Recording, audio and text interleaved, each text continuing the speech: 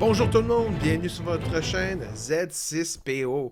Alors nous sommes à quelques heures de la fin de semaine de la pré-révélation, du pré-release des cartes de la collection Star Wars du jeu Unlimited, de la boîte finalement Spark of Rebellion ou en français Étincelle de Rébellion.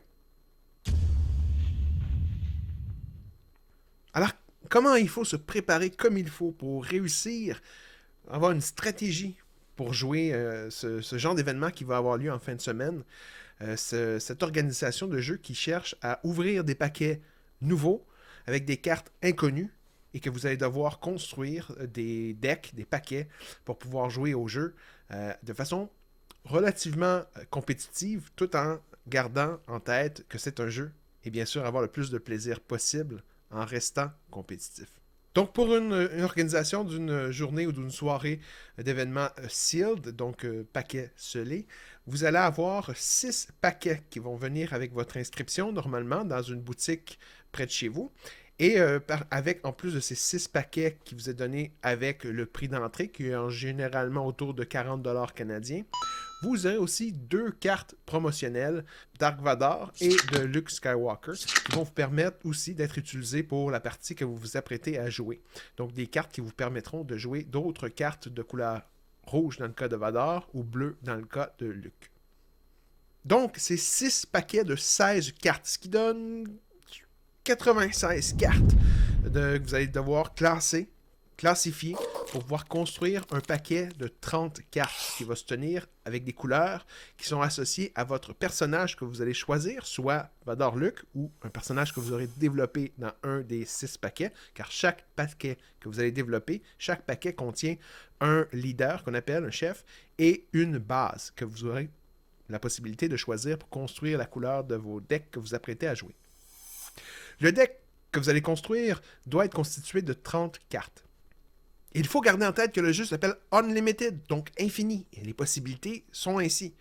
Donc, vous allez pouvoir choisir des couleurs de cartes que vous n'avez pas selon le héros ou la base que vous avez choisi. Simplement de garder en tête que chaque carte choisie d'une couleur différente d'un symbole que vous n'avez pas coûte 2 points de plus par symbole que vous n'avez pas. Et il faut aussi garder en tête que ce type de jeu, ce genre de jeu, se joue relativement plus longtemps qu'une partie standard, étant donné que vous n'avez pas choisi les meilleures cartes, que les cartes ne se répètent pas nécessairement 3 fois chacune, ce qui est normalement le maximum permis pour jouer une carte, donc pas plus que 3 cartes dans un paquet de la même carte, et que donc il est limité par rapport aussi au choix que vous aurez pigé ou déballé de vos paquets que vous vous apprêtez à ouvrir. Donc, ce ne sont pas nécessairement les meilleures cartes, et quand vous les avez, ce sont généralement des cartes que vous allez jouer en petit nombre, une fois ou deux dans toute la partie. Il faut aussi garder en tête que les cartes pour mitiger votre adversaire vont être plus rares, donc difficile aussi d'annuler les effets d'un adversaire ou de faire discarter des cartes, retirer des cartes de jeu de votre adversaire sans jouer nécessairement des unités en jeu.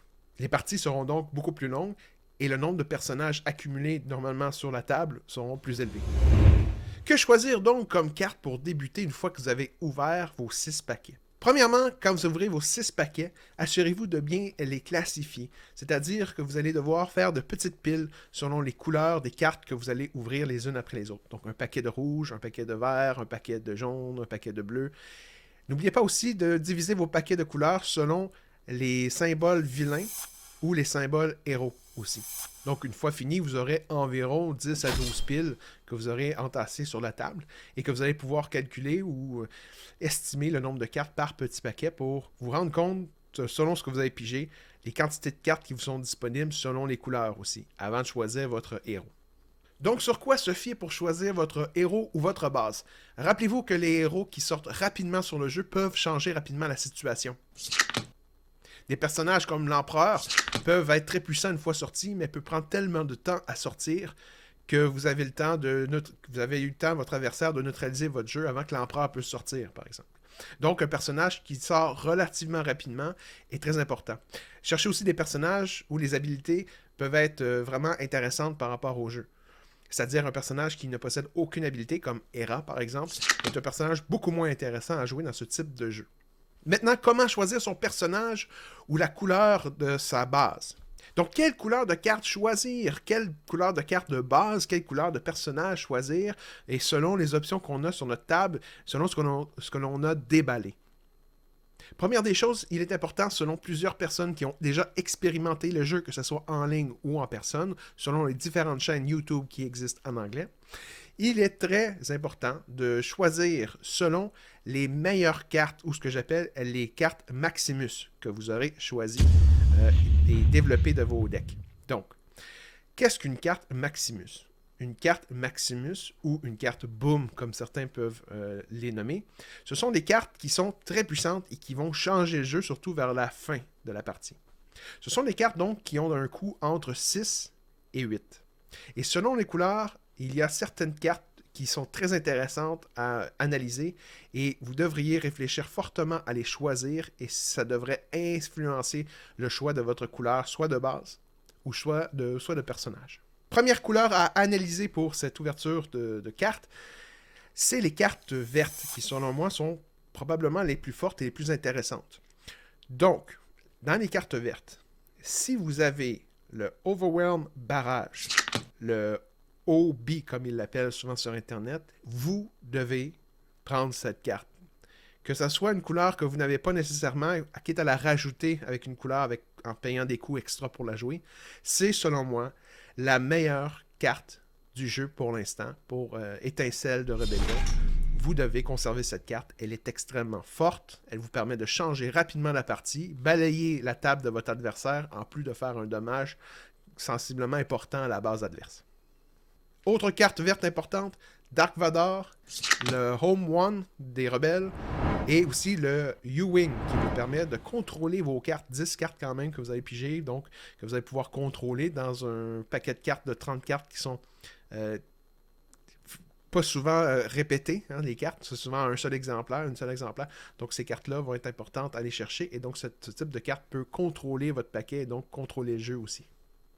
Les cartes bleues, ben, vous avez deux Jedi ou anciens Jedi, dans le cas de Count Dooku, qui est très fort parce qu'il arrive rapidement en jeu avec son shield, il peut contrôler la situation. Donc une carte qui va frapper fort rapidement et peut changer la partie dans les derniers tours.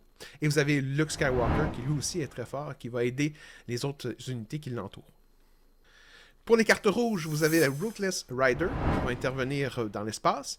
Vous avez Zeb, Mace Windu, et vous avez l'Empereur en carte rouge. Ce sont des personnages qui arrivent tard dans le jeu, mais qui vont contrôler la table. Dans les cartes jaunes, vous avez Bossk, et vous avez aussi Han Solo, très fort pour les rebelles, qui lui aussi, avec Embuscade, va arriver rapidement sur le jeu vers la fin de la partie, neutraliser un peu vos adversaires et contrôler la table. Selon plusieurs internautes, la meilleure base serait la base verte, Energy Conversion Lab, donc conversion d'énergie. Le laboratoire vous permet, une fois par partie, pour un seul personnage, de lui donner Embuscade comme habilité, et donc, encore une fois, rapidement arriver sur le jeu et contrôler la table pour neutraliser une attaque adverse ou contrôler la table. Plusieurs leaders sont très bons. Évitez bien sûr IG-88 qui est probablement le pire leader du jeu. Évitez aussi Hera qui ne sert pas à grand chose dans ce format de jeu. Et surtout, choisissez des leaders ou des chefs qui vont aller avec la couleur que les cartes puissantes ou les Maximus que vous avez obtenus, qui vont vous permettre de les jouer et bien sûr qui vont avoir, en tant que leader, des habilités. Des habilités qui vont pouvoir vous aider durant la partie. Une fois que vous avez pensé avoir choisi votre leader ou votre base et que vous êtes persuadé des meilleures cartes Maximus que vous avez obtenues, il est temps d'essayer de constater les quantités de cartes selon les couleurs que vous avez réussi à obtenir dans vos paquets. Essayez de choisir les cartes qui sont les plus nombreuses selon la couleur, des cartes qui vont vous permettre de jouer au premier tour, c'est-à-dire des cartes qui vont coûter 0, 1 ou 2 points. Donc, dès le premier tour, c'est important de pouvoir, dans ce type de jeu, jouer une carte qui va vous permettre déjà de contrôler la table et, au deuxième tour, attaquer soit une unité adverse qui va être mise en jeu ou soit une base, la base de votre adversaire.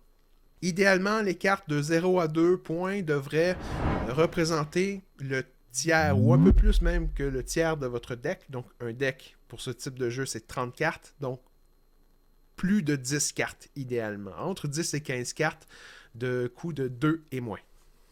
Petit conseil de fin, bien sûr, il est important de bien dormir avant ce genre d'événement. Il est important aussi de manger avant de se présenter dans le magasin, la boutique où vous allez jouer.